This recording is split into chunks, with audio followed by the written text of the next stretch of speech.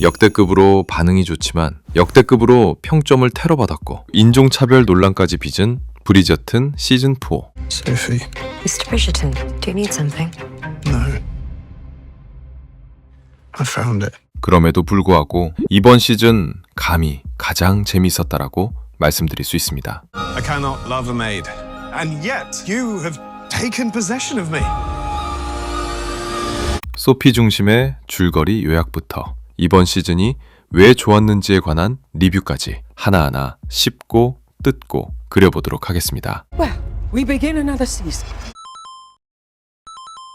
19세기 초 리젠시 시대 영국. 올해도 어김없이 봄과 함께 사교 시즌이 찾아왔습니다. I should like great gossip. 이번 사교계 첫 파티는 12시까지 익명성이 보장되는 가면 무도회로 열리게 되었죠. 그리고 이번 시즌 최고의 인기남이 될 베네딕트 브리저튼. 하지만 그는 결혼보다는 가문의 편판을 떨어뜨릴 수도 있는 자유로운 연애에만 관심을 보였고 어머니 눈에는 그저 남봉꾼일 뿐이었습니다. I am charting an adventuresome course. You're a rake. 하지만 어머니는 포기하지 않았고 결국 어머니의 강요로 가면 무도회에 참석한 베네딕트. 역시나 이번 사교계 최고 인기남은 베네딕트였고 수많은 여성이 그의 주변에 모이지만 그는 전혀 관심이 없다는 듯 시간만 때우고 있었죠. 그런데 그때 베네딕트의 시선을 끄는 한 여성이 등장합니다. 은색 드레스와 은색 가면의 여성. 모두가 사람을 탐색하고 자신의 배우자를 찾고 있지만 이 여성은 사람에게는 관심이 없다는 듯 아름답게 꾸며진 파티와 밤하늘에 있는 별과 같은 화려한 샹들리에에 눈을 떼지 못하고 있죠. 곧장 그녀에게 춤을 추자고 제안하지만 왜인지 그녀는 춤을 추지 못한다고 이야기합니다. I cannot dance. A lady who cannot dance. 춤에 관심이 없어 보이기도 하고 둘만의 시간을 가지고 싶었던 베네딕트는 그녀를 아무도 없는 테라스로 데려갑니다. 대화를 하면 할수록 매력적인 여성, 춤을 가르쳐주며 가까이 할수록 그녀에게 빠져들었고 그녀의 볼과 손에 입을 맞춘 베네딕트. 그 순간 가면을 벗을 시간인 자정이 듭니다. 하지만 그녀는 가야 한다면서 마지막으로 베네딕트에게 입을 맞추고 서둘러 무도회장을 떠나버립니다. 그녀가 남긴 장갑만 남은 채 홀연히 사라져버린 은빛 드레스의 여성. 그녀의 정체는 페누드 가문의 하인 소피 백이었죠. 사실 그녀는 리저드건의 사생아, 즉 신분이 낮은 여성과 귀족 사이에서 태어난 아이였습니다. 비록 어머니의 성을 따라 백이라는 성을 사용하지만 여타 귀족 가문의 영예들과 다름없는 양육과 교육을 받으며 자랐죠. 하지만 신분적 한계 탓에 친부를 눈앞에 두고도 아버지라 부르지 못하는 서러움이 있었습니다.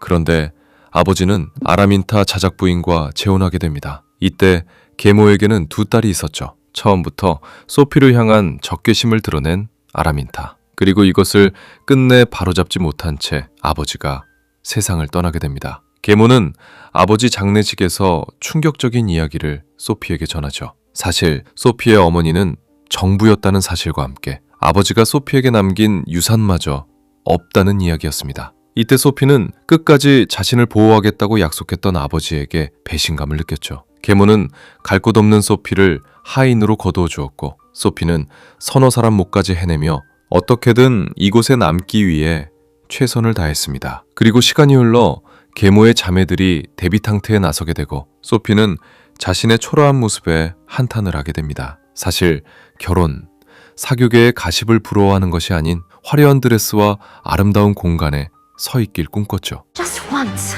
Just to have that feeling for one glorious night. You could go tonight. 절망하고 있던 소피에게 손을 내미는 동료들. 사실 소피가 이곳에서 버틸 수 있었던 이유는 가족과 같이 자신을 응원해준 동료들 덕분이었고 이번에도 그 동료들이 소피의 꿈을 이뤄주기 위해 움직였죠. 과거 백작의 여동생이 입던 드레스가 아직 남아있었고 계모의 은색 구두를 몰래 신고 무도회장으로 향했습니다. 그곳에서 계모와 자매들을 잘 피해 다니며 무도회를 즐긴 소피. 소피 역시 베네딕트에게 푹 빠지고 말았습니다. 하지만 신데렐라의 남자는 그나마 권력이라도 있는 왕자였지. 19세기 리젠시 시대 영국에서 하인과 귀족의 만남? 어머니처럼 정부가 아니면 불가능했죠. 심지어 상대는 브리저튼 가문입니다. 영국 상류사회 핵심에 위치한 명문 자작 가문의 품위와 안정성, 그 어떤 스캔들 한 번 없이 명문을 이어온 귀족 가문이었죠. 그렇기에 계모 또한 브리저튼 가문에 딸을 시집 보내려 하고요. 그런 와중에 베네딕트는 그날 만난 은빛 드레스의 여성을 열심히 찾아다닙니다. 하지만 사극애를 아무리 사사치 뒤져봐도 소피를 찾을 수 없었죠. He does not want to find me. He wants to find the lady in the silver gown. And she is not real. 그리고 베네딕트가 누군가를 찾아다닌다는 걸 알게 된 계모는 그날 무도회장에서 본 은빛 드레스의 여성이 바로 소피라는 사실을 눈치챘고 그 자리에서 바로 소피를 내쫓습니다. 가족 같은 동료들은 돈을 모아 소피에게 숙박비 정도를 보태줬고 자매 중 유일하게 소피에게 우호적이었던 포지는 자신의 구두 장식을 떼어 소피에게 줍니다. 소피는 곧장 새로운 직장을 구하기 위해 런던으로 향했고 베네딕트는 무도회장의 그녀를 그리워하며 약 2년이라는 시간이 흐르죠. 런던의 한 파티에 참석한 베네딕트. 그때 어디선가 위험에 빠진 여성의 소리가 들립니다. 소피와 소피의 친구가 위험에 처했고 베네딕트는 고민도 없이 달려들어 그들을 구해줍니다. 소피는 베네딕트를 알아보지만 베네딕트는 소피를 알아보지 못합니다. Mr. Bridgerton. Do we know one another?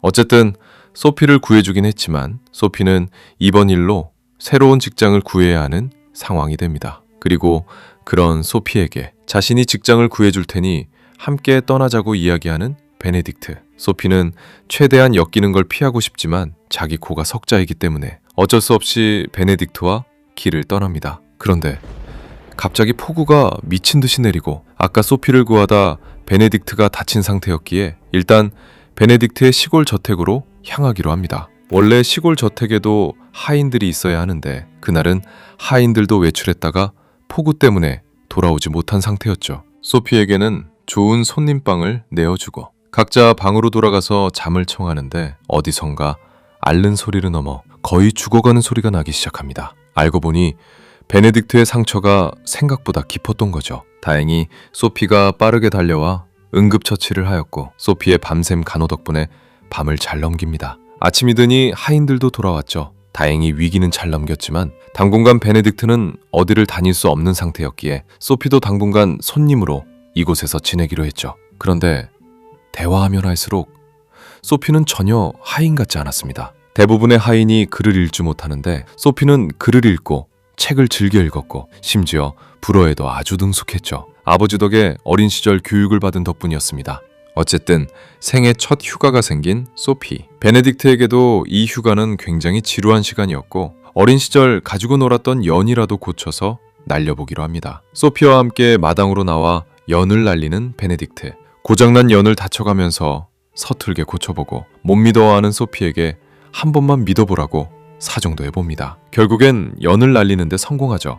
연을 보던 소피는 어린 시절을 회상하기 시작하고 그런 소피를 보며 베네딕트는 이렇게 이야기합니다. Go on then. Oh no, I'm content to observe. 이 장면 단순히 연을 날리고 재미있게 노는 장면처럼 보이는데 사실 이 두 사람의 관계성과 미래를 핵심적으로 압축한 장면입니다. 보는 것만으로 만족한다고 이야기하는 소피. 사실 이것이 소피의 신분과 위치를 나타내는 대사와 행동이죠. 권력을 빼앗기고 한순간에 누군가를 관찰하고 돕기만 한 소피. 자매들이 화려한 드레스를 입고 사교계로 진출하기 위해 교육을 받는 동안 소피는 그저 바라보는 것만이 최선이었습니다. 그렇기에 정작 불어를 할 줄 알았지만 춤은 출 줄 몰랐죠. 그런 소피의 앞에 베네딕트가 나타나서 춤을 추는 법을 알려주고 얼레를 넘겨주고 연을 날릴 기회를 줍니다. 즉, 소피가 베네딕트에게 빠진 이유는 단순히 외적으로 멋있는 사람이기 때문이 아닌 삶의 주인공이 되도록 직접적인 경험을 할 수 있도록 얼레를 기꺼이 넘겨주는 사람이기 때문입니다. You're quite the teacher. You are perhaps the most intriguing person I've ever met. 그리고 그런 자유를 만끽하며 즐거워하는 소피를 보면서 베네딕트는 또다시 사랑에 빠집니다. 물론 여기서는 여전히 그녀가 은빛 드레스의 그녀라곤 상상도 못하고 있죠. 그러던 어느 날 주변을 산책하던 소피는 강가에서 알몸으로 수영하는 베네딕트를 보게 됩니다. 바지만 대충 챙겨 입고 섹시하게 등장하는 베네딕트. 몸은 축축하게 젖어 있고 날씨는 뭔 일인지 덥지도 춥지도 않게 딱 좋았습니다. 그런 순간 키스를 하지 않는 건 죄악이기 때문에 순간적으로 입을 맞춘 두 사람. 키스는 좋았지만 실수라며 사과하고 자리를 피하는 소피. 그 사이 베네딕트의 상처는 충분히 아물었고 이제 시골 저택을 떠날 날이 되었죠. 그리고 마차가 멈추는 곳은 브리저튼의 저택, 새로운 일자리가 바로 브리저튼 저택이었습니다. 이곳에 있으면 계모랑 다시 마주칠 확률도 높을 것이고 키스를 한 베네딕트를 계속 마주해야 하니 소피 입장에선 굉장히 불편한 자리였죠. 하지만 집도 넓고 자신 일도 많아서 마주칠 일이 없을 거라면서 소피를 설득하는 베네딕트. 브리저튼 팔남매의 어머니인 바이올렛은 아들이 갑자기 데려온 하녀를 보고 당황하지만 베네딕트를 치료해주고 구해주었다는 소리에 소개장도 없이 소피를 고용합니다. 당시 하녀에게 소개장은 신원 보증서나 마찬가지였고 특히 브리저튼 가문 같은 곳에선 하녀 또한 아무나 받지 않았죠. 어쨌든 아들의 한마디에 소피를 받아준 바이올렛. 계모 밑에선 체계 따위 없이 일을 하다가 브리저튼 저택으로 온 소피의 눈에는 이곳은 하녀들의 천국처럼 보였습니다. 체계적으로 나뉘어 있는 업무 분배, 각 분야의 뛰어난 전문가들, 기업에 버금가는 수많은 직원, 심지어 고용주인 가족들까지 친절했고 안락한 개인 공간까지. 펜우드 가문과 비교하면 천국이나 다름없었죠. 그럴 만한 게 브리저튼 속 리젠시 시대는 산업혁명 초입이었고 대부분 땅 부자였던 영국 귀족들이 나폴레옹 전쟁 이후 농업 불황과 곡물 가격 하락, 세금 부담 증가, 사치 경쟁 심화 등등의 이유로 겉은 화려하지만 실상은 빚만 가득한 경우가 많았죠. 하지만 브리저튼 가문은 오랜 전통의 귀족이라는 점, 또 가주인 앤서니의 지휘 아래 재정적으로 굉장히 안정적인 가문이었습니다. 어쨌든 수년간 10원 한 푼 주지 않은 펜우드 가문에 있다가 워라벨에 돈까지 잘 주는 대기업에 취직한 소피. 하지만 딱 하나의 단점, 이뤄지면 안 될 운명의 베네딕트가 있다는 게 문제였죠. 묘하게 둘만 있으면 섹시한 분위기가 형성되고 안 되는 건 알면서도 소피도 계속 넘어갈 위기에 처합니다. 그러던 어느 날 가족들의 단체 외출로 직원들에게 휴가가 생깁니다. 직원들은 신입 소피한테 회식을 제안하고 소피도 신나서 외출에 나서죠. I have left my coin purse in my room. 지갑을 두고 온 소피는 다시 숙소로 돌아가고 그 사이 베네딕트는 무언가를 결심한 듯 소피의 방으로 찾아왔습니다. 그리고 지갑을 가지러 온 소피와 마주치고 두 사람은 고삐 풀린 망아지 마냥 이성의 끈을 놓아버리고 키스를 해버리죠. 그렇게 마음의 결정을 마친 베네딕트의 한마디. Be my mistress. Be my mistress. 자유로운 영혼의 베네딕트 또한 다른 귀족 남성들과 다르지 않은 선택을 한 이 한마디. 신분 때문에 소피를 아내가 아닌 정부가 되어달라고 고백하는 베네딕트. 베네딕트에게 올해 최악의 고백상 드리도록 하겠습니다. Being your mistress is the last thing I would ever want. 사생아로 자란 소피는 누구보다 신분 격차, 혼의 자식의 불합리함을 몸소 느껴왔죠. 그렇기 때문에 자기 자식에게만큼은 똑같은 서름을 물려주고 싶지 않았습니다. 결국 소피는 다시 이곳을 떠날 결심을 하지만 부잣집 나리인 베네딕트는 눈치 없이 계속 스킨십을 해오죠. 그런 베네딕트에게 무도회에서 만난 여인에게도 이런 식으로 키스하실 수 있었을까요? 라고 말하며 자신은 도덕과 존엄 그리고 자존심을 버리고 평생을 포장된 창부로 살지는 못하겠다며 베네딕트의 제안이 얼마나 구린 것인지 제대로 인지시켜주죠. 그렇다고 베네딕트의 마음이 거짓은 아니었습니다. 그는 끊임없이 신분의 격차를 한탄하고 있었고 소피를 아내로 들이고 마음껏 사랑하고 싶은 마음은 진심이었죠. How else am I to be with a woman society has made it impossible for me to be with? 결국 무언가를 결심한 베네딕트는 소피를 쫓아가지만 그런 베네딕트를 붙잡는 어머니 바이올렛. 그녀는 사실 소피가 평범한 하녀가 아니라는 사실을 그의 말투와 행동에서 눈치챌 수 있었고 아들인 베네딕트의 변화 또한 쉽게 알 수 있었죠. 두 사람의 사이를 반대하는 말을 하지만 베네딕트는 참견하지 말라며 금쪽이 모먼트와 함께 소피에게 향합니다. 바이올렛이 이렇게 두 사람의 사이를 반대하는 이유는 아직 사교계에 진출할 자녀가 많이 남아있는 상태에서 만약 베네딕트가 스캔들을 낸다면 가문의 스크래치가 자식들의 남은 혼사를 망칠까 걱정했기 때문이었죠. There is one sacrifice you will have to make.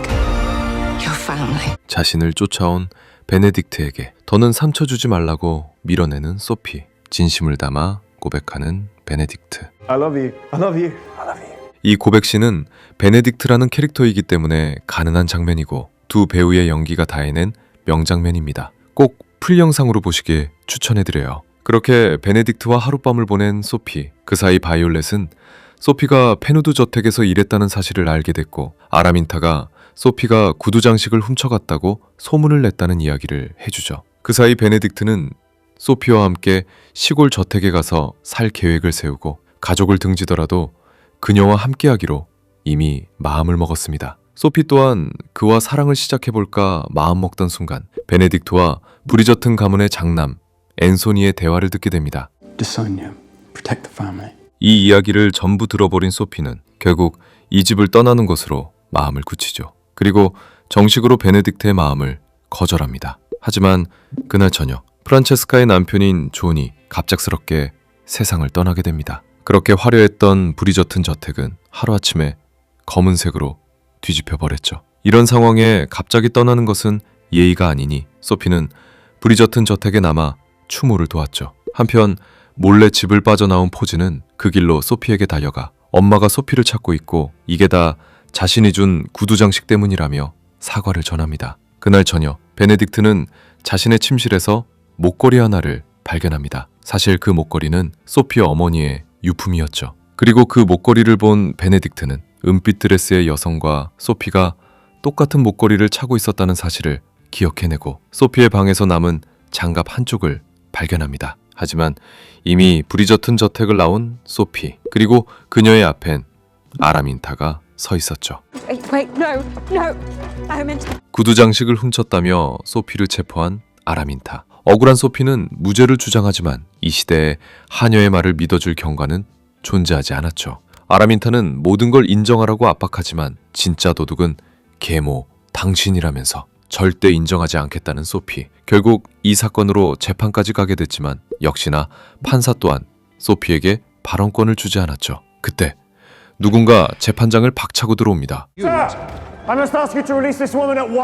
베네딕트가 어머니 바이올렛과 함께 나타나 소피의 무죄를 주장합니다. 소피는 절대 그럴 사람이 아니라는 이야기와 함께 가능하다면 구두 장식값까지 지불하겠다고 말하는 바이올렛. 그렇게 소피에게는 브리저튼 저택에서 머무는 조건으로 보석이 허용되고 판사는 최대한 합의하는 쪽으로 사건을 마무리하라고 이야기하죠. 다시 브리저튼 저택으로 돌아온 소피. 그런 소피에게 자신이 전부 알게 됐다고 이야기하는 베네딕트. 그리고 소피는 유년기부터 지금까지의 인생을 솔직하게 이야기하죠. Did you see this will for yourself?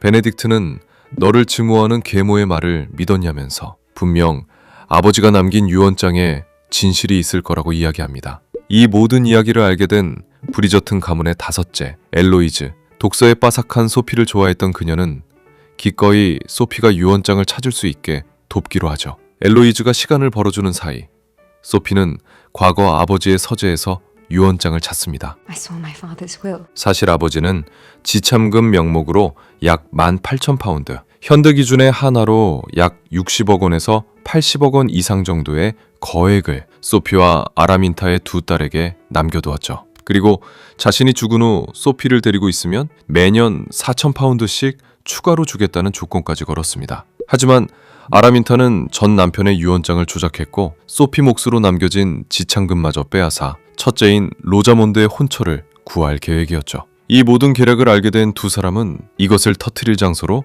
샬럿 왕비의 무도회를 선택합니다. 역시나 아무것도 모르고 두 딸을 데리고 무도회에 나타난 아라민타. 드레스를 입은 소피와 베네딕트 그리고 바이올렛은 모녀의 앞에 나타나 역으로 지참금 횡령과 선대 페누드 백작의 유언을 조작한 혐의로 재판에 넘기겠다고 협박하죠. 그리고 여기서 바이올렛은 진흙탕 싸움이 아닌 서로가 윈윈하는 방향으로 정리하자고 제안합니다. 범죄자가 될 궁지에 몰린 아라민타도 합의에 순순히 응하면서 재판 문제는 해결되고 아버지가 남겨준 거액의 지참금도 무사히 돌려받게 되었죠. 그 사이 재미있는 일을 찾던 샬럿 왕비. 앨리스는 베네딕트가 푹 빠진 하녀가 궁금하지 않냐면서 샬럿을 이들이 모인 방으로 데려가죠. 그 사이 아라민타와 합의를 마친 베네딕트는 소피를 전대 페누드 백작의 조카로 신분을 바꾸고 기다리고 있었고 하녀가 갑자기 백작의 조카가 된 상황에 웃음을 터뜨리는 샬럿. 그리고 소피를 마음에 들어한 샬럿. You would have made a wonderful diamond. 샬럿 왕비의 다이아몬드라는 그 한마디, 이 사교계에서 중심이 되었다는 이야기이자 이제 정식으로 페누드 가문의 여식이자 소피건으로 공인받은 것이나 마찬가지였죠. 결국 소피는 잃어버린 신분과 재산을 되찾으며 사랑하는 베네딕트와 무사히 결혼하는 것으로 이번 브리저튼 시즌4의 이야기가 끝납니다. Whatever you choose, you must live with it forever.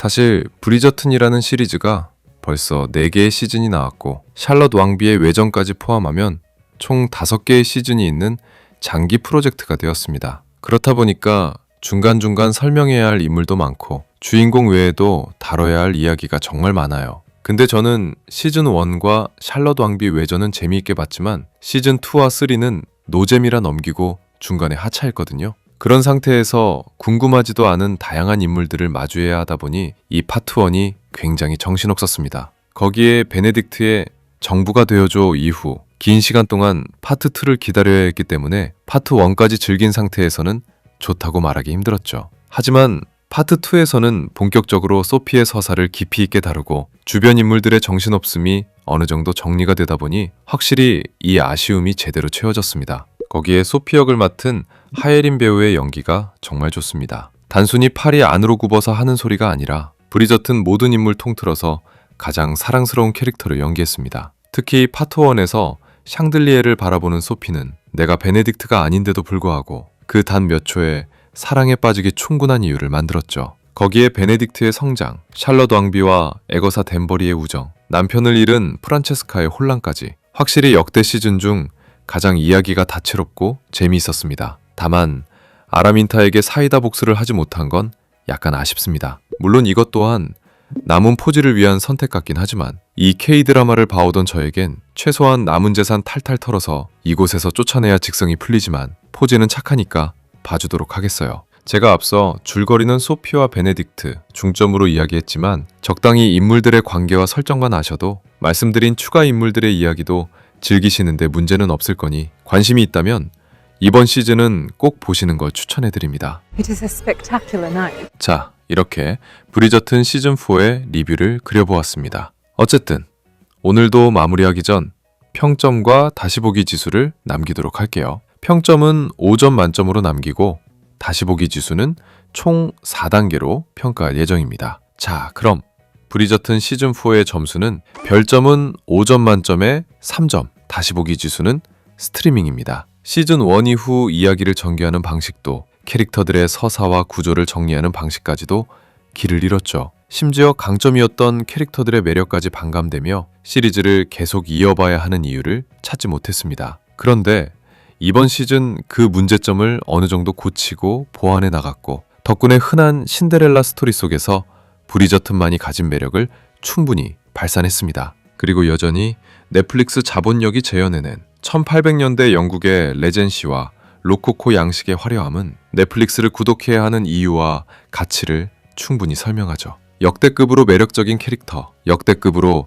단점을 잘 보완해내며 탈주했던 사람도 돌아오게 만든 시즌임은 확실했습니다. 다만 홍보 과정에서 동양인 배우의 차별 논란이 있었고 원작에서 이성애자였던 베네딕트를 굳이 소피와 엮일 시즌에서까지 양성애적으로 그려진 장면 때문에 시작부터 삐그덕거린 시즌이긴 했지만 그럼에도 파트 2가 잘 나왔기에 추천하는 시리즈입니다. 굳이 이것 때문에 넷플릭스를 구독할 필요는 없지만 구독 중이시거나 구독 예정이라면 시청할 목록에 넣어두면 꽤 괜찮은 선택지가 될 것임은 확실하죠. 오늘의 이야기를 들은 여러분들은 이번 브리저튼 시즌4를 어떻게 보셨는지 자유롭게 댓글로 의견 남겨주세요. 그리고 얼마 전에 업로드한 레이디 두아 해석 리뷰 영상도 재미있으니까 꼭 한번 보시길 추천해드리면서 저는 여기서 인사드릴게요. 구독과 알림 설정 눌러주시면 앞으로도 각종 영화 속 이야기로 계속 인사드리겠습니다. 지금까지 필름그린의 박그린이었습니다. 감사합니다.